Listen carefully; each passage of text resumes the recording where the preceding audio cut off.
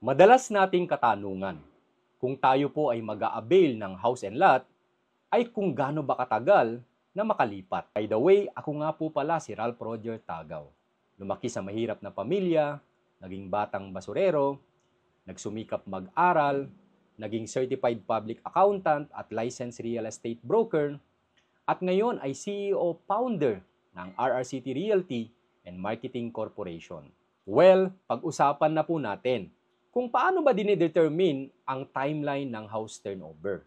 Meron po kasing various factors na kinukonsider regarding po sa timeline ng turnover. Number 1, house construction status. Atin bang na-avail na housing project ay pre-selling status pa lamang.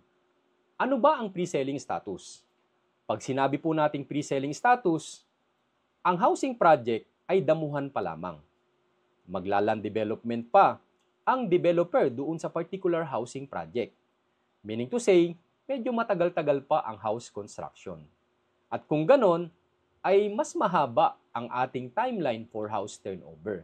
Meron din yung house construction status na ongoing construction. Meaning to say, medyo matagal na nung na-launch ang project, nakapag-land development na, at ngayon ay nasa phase na ang developer na kung saan ay nagko-construct na ng mga housing unit.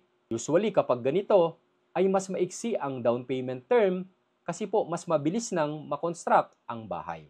At pangatlong type ng house construction status ay yung mga constructed units or tinatawag din natin na ready for occupancy units. Meaning to say, nagawa na po yung mga bahay.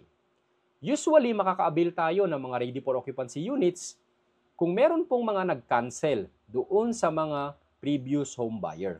Kasi po usually sa selling, damuhan pa lang o pre-selling status pa lang ay naso-sold out na ang particular housing project.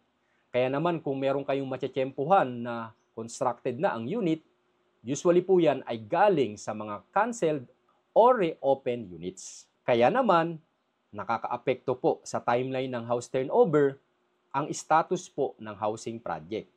Kung pre-selling ito, ongoing construction, or mga constructed na ang units. May mga developer na tuloy-tuloy ang construction mula nung na-launch ang project.